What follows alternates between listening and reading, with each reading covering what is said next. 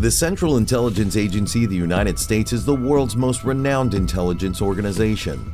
Formed in 1947 on the basis of the World War II Office of Strategy Services, its mission was and still is to gather and share intelligence to protect the nation from threats. It is a struggle that often required the CIA to operate under the veil of secrecy. However, in an effort to secure what they believed to be the country's interests, the CIA often went beyond the edges of the law. Decommissioned documents and newspaper articles disclosing the agency's murky affairs now reveal disturbing secrets that the CIA never wanted us to discover. MKUltra. Operation Paperclip wasn't of any use to the United States. The following CIA operation was certainly not. It was not only unethical and immoral, but also illegal. Of course, we're talking about the notorious MKUltra program. MKUltra was a top-secret illegal program run by the CIA in the 1950s and 1960s to research mind control and behavior modification techniques. At its inception, the program was designed to develop methods of interrogation and torture to extract information from enemy agents. However, it quickly expanded to include experiments on civilians and military personnel. During the Cold War, the United States was engaged in a global struggle for power and influence against the Soviet Union. And intelligence gathering was seen as a crucial element of national security. In response to perceived Soviet, Chinese, and North Korean advances in mind control and brainwashing techniques, the CIA started developing new techniques to extract information from captured spies and enemy agents. The CIA believed that by understanding and mastering these techniques, they could counteract foreign brainwashing efforts, safeguard American interests, and potentially use these methods for their own purposes, such as influencing foreign leaders or conducting covert operations. The program's name, MKUltra, was derived from the project's CIA cryptonym MK, signifying a sponsored project, and Ultra, a World War II code-breaking program. However, the program quickly expanded beyond its original scope. It became focused on developing techniques for mind control and behavior modification that could be applied to foreign enemies and American citizens. The CIA was interested in developing new ways to manipulate people's thoughts and actions for a variety of reasons, including gaining control over political dissidents, breaking up groups that the agency perceived as a threat to national security, and even assassinating foreign leaders. Some of the techniques used by MKUltra included administration of psychoactive drugs.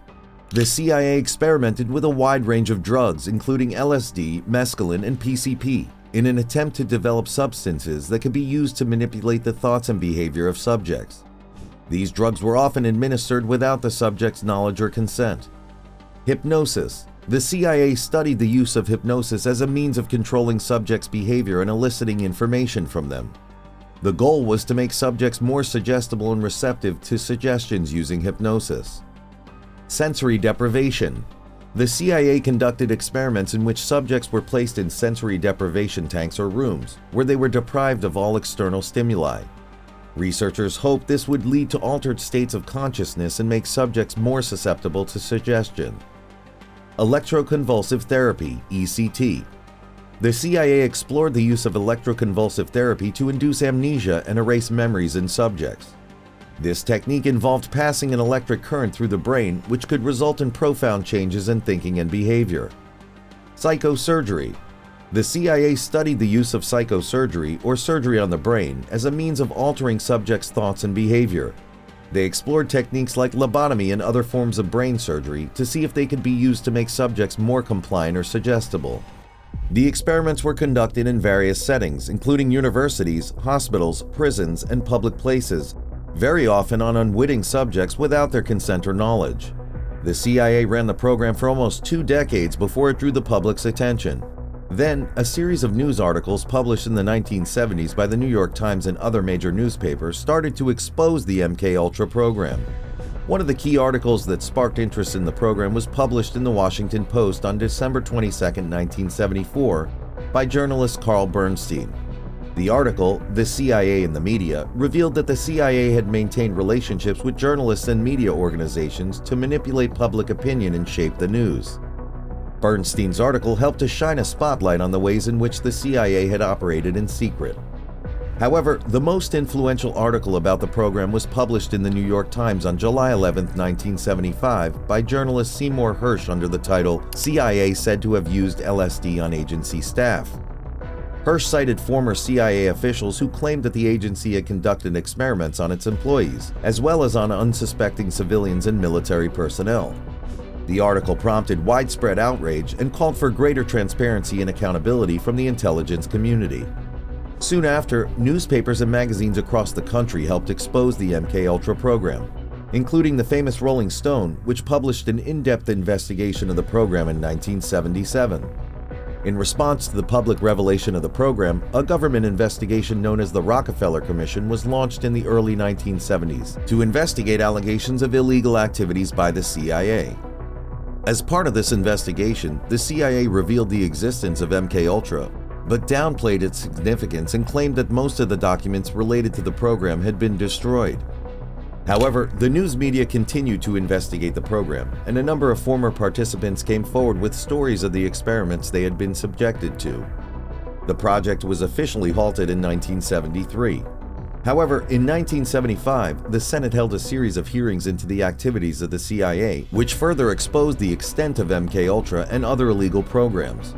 While many of the documents relating to MKUltra have been destroyed, declassified documents suggest that the program was much larger and more extensive than initially claimed by the CIA, and that its experiments had profound and lasting effects on the subjects involved.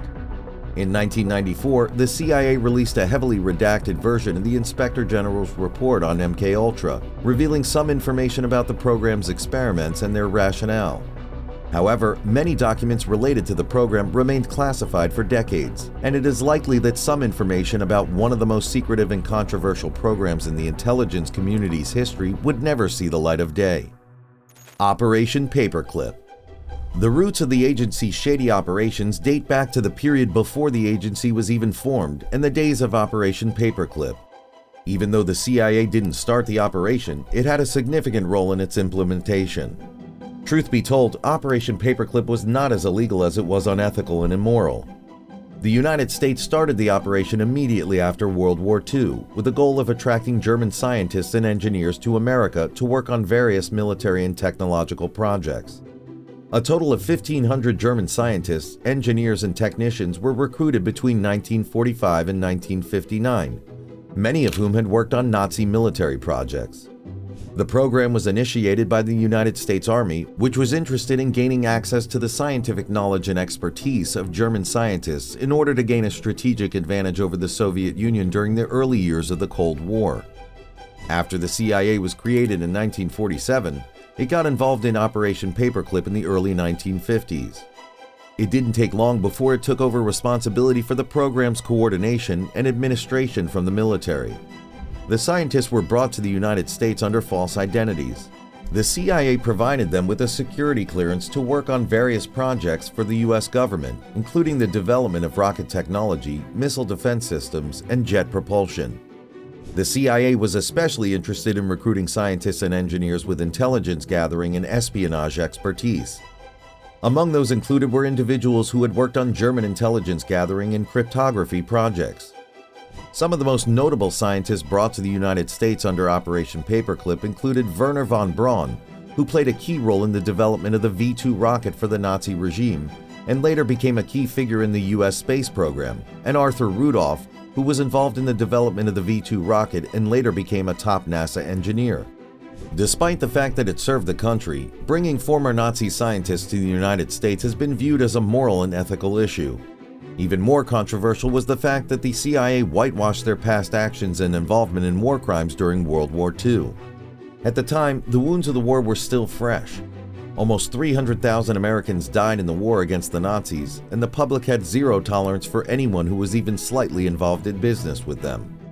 In the end, their engagement also raised concerns about the potential implications for national security.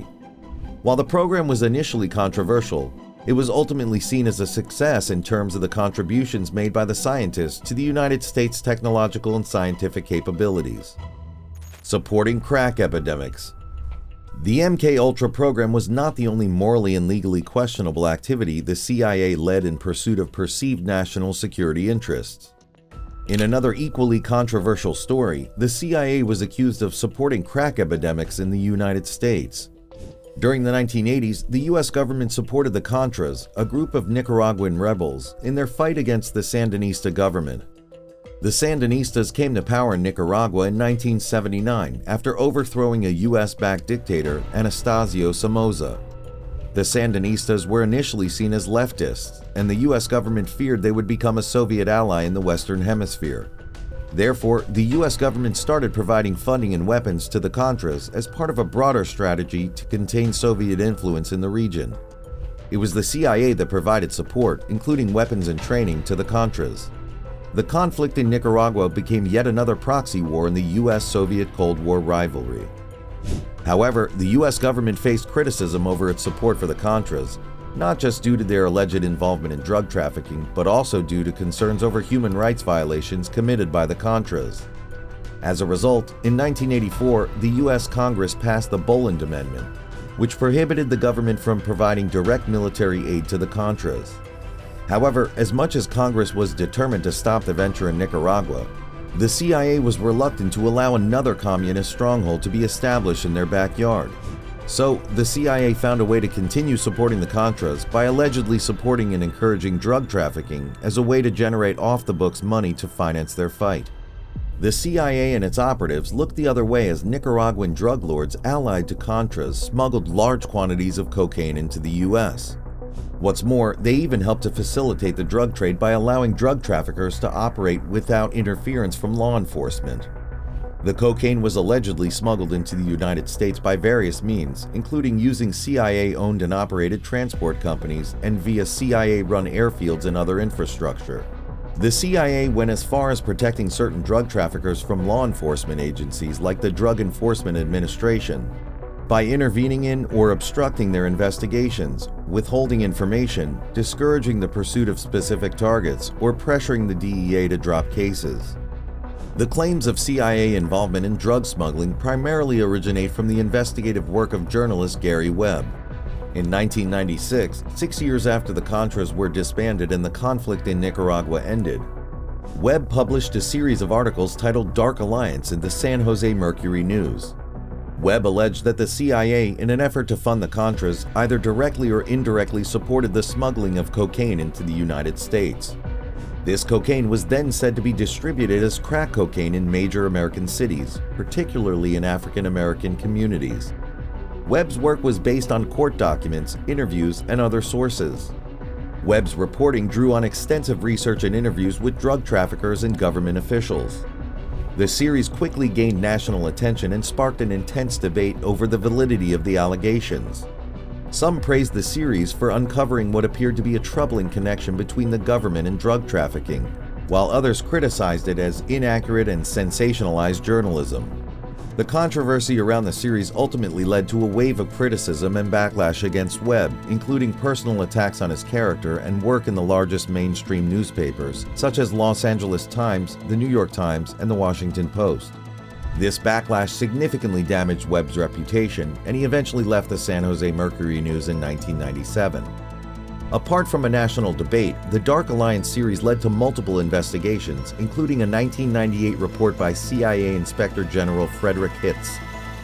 While the report acknowledged that the CIA had some relationships with individuals involved in drug trafficking, it found no evidence of a direct connection between the CIA and drug smuggling to support the Contras. Critics have argued that the report was nothing but an attempt to cover up the CIA's involvement in the crack epidemics in the United States. Additional investigations and reporting by other journalists lent further support to these claims. Tragically, on December 10, 2004, Gary Webb was found dead in his home from 2 headshot wounds.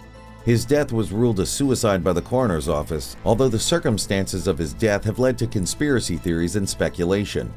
The full extent of the CIA's involvement in protecting drug traffickers still remains unclear, and the topic continues to be a source of debate and controversy. While some argue that the CIA actively facilitated drug trafficking and protected those involved, others maintain that the agency merely turned a blind eye to the activities of its allies in the region. In conclusion, the secretive and controversial CIA operations, such as Operation Paperclip, MKUltra, and the alleged support for drug trafficking during the Contra War, exemplify the challenges and moral ambiguities that intelligence agencies face while pursuing national security interests. These operations, carried out in secret and often involving ethically and legally questionable activities, have led to severe consequences and long-lasting repercussions for the individuals and communities affected.